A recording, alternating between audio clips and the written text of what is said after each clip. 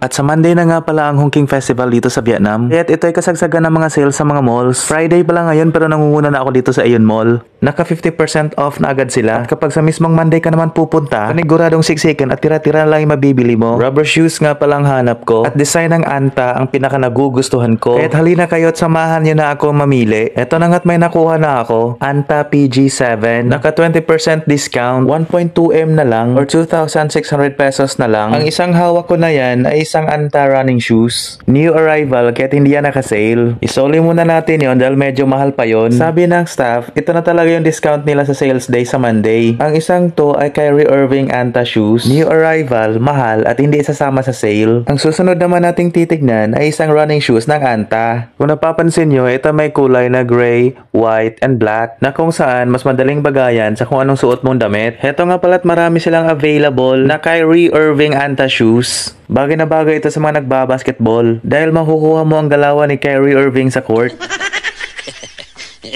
Ito nga pala ang Kyrie Irving Special Edition. Itong sumunod naman ay ang mga running shoes. Iba-ibang design, iba-ibang kulay. At ito naman ang kanilang mga training shoes na kung saan available ang PG7 series. Marami kang pagpipilian dito na magaganda. Ito nga pala't pinakuha ko sa staff ang isang special edition ng Kyrie Irving. Unang kita ko pa lang ay talaga napapawaw na ako. Dahil sa design pa lang ay parang nakikita ko na kaagad ang paa ko. Narrow fit na pahaba. Isa pa sa nagustuhan ko dito ay hindi siya ganun kabalki tignan. Karamihan kasi sa mga basketball shoes ay malalaki ang mukha. Kaya't para sa akin, ang shoes na to ay hindi lang pang basketball, pang casual din. Ang apakan niya ay made of rubber, kaya't elastic and durable. I-check natin sa website ng Anta ang model na to. Dahil ako mismo, hindi ko rin alam ang pangalan ng model na to. Kinakabahan ako baka wala. Ayun, nandyan siya. Ang complete name niya pala ay Men's Anta Kai 1 Speed Pass the Torch. $125 sa website ng Anta. At nakuha ko siya ng 20% less. Check nga natin isa-isa mga pictures. Kung ito ba talaga yon. Masasabi kong eto nga, legit na legit. Napaka-elegant niyan tingnan, aesthetics at best quality. Isukat nga natin kung comfortable ba ang paa natin. First time ko kasi magsuot ng legit na basketball shoes. 2012 pa lang kasi, time ni Derrick Rose, nangangarap na ako na balang araw makabili rin ako ng isang original na basketball shoes sa mall. Kahit gustong-gusto ko nang bumili, nagpipigil ako at inuuna kong bilhan ang mga mahal ko sa buhay. At eto na nga sa wakas, after 13 years, nakaapak na ako sa sahig, suot ang inaasam-asam kong basketball shoes. Iba pala talagang pakiramdam kapag genuine shoes ang suot mo. Malambot sa paa,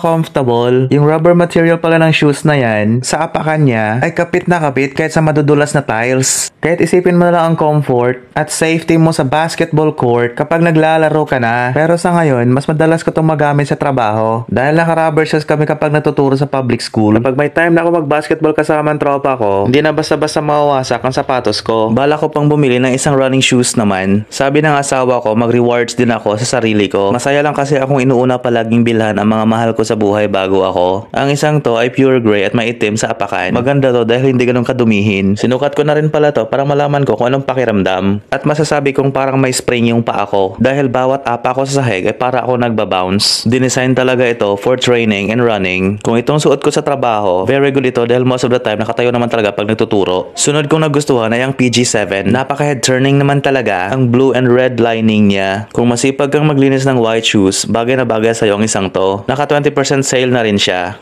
Sinukat ko na rin pala to para makompare ko ng maayos doon sa naunang gray. Hindi ko po sasayangin ang time at assistance ng staff na to dahil bibili po talaga ako sa store niya. At eto na nga't nasuot ko na siya. At sa pakiramdam ko naman dito, halos same lang naman ang comfort at bouncing experience doon sa isa. Kahit sa puntong to ay hirap na talaga ako mamili kung alin dyan sa isa. At eto na nga't pinagtabi ko siya sa aking Kyrie Irving Special Edition. Maganda talaga ang PG7, napakalinis tignan. Wala pa naman akong white shoes. Yun ang problema ng mga white shoes. Pag maulan, maputik, napakahirap linisin kapag madumihan. Pero kung masipag ka naman maglinis, abay maganda talaga to para sa'yo. Wala po talaga kasi akong time maglinis ng mga white shoes. Dahil hindi mo to pwedeng ipagpaglang basta-basta. Pero nagagandahan talaga ako sa kanya. Grabe. Pero teka, ano naman tong isang to? Combination ng gray at white. Gray sa apakan, kaya hindi halata kung madumihan dyan banda. At kung titignan mo naman ang kanyang design, talaga namang hindi rin magpapahuli. Nalaman kong new arrival pala ito. Yung wavy design niya ay nag-resemble sa logo ng Anta. Kaya't ano pang inaantay, halika na at sukat sukat na. Huwag kang mag-aalala, miss ha. Bibili naman talaga ako. Sinusulit ko lang kaysa naman manghihinayang bandang huli. At eto na nga't magkaalaman na.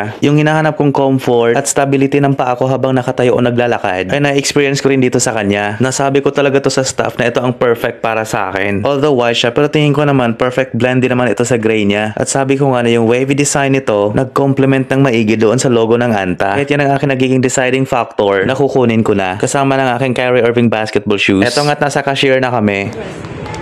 2.5.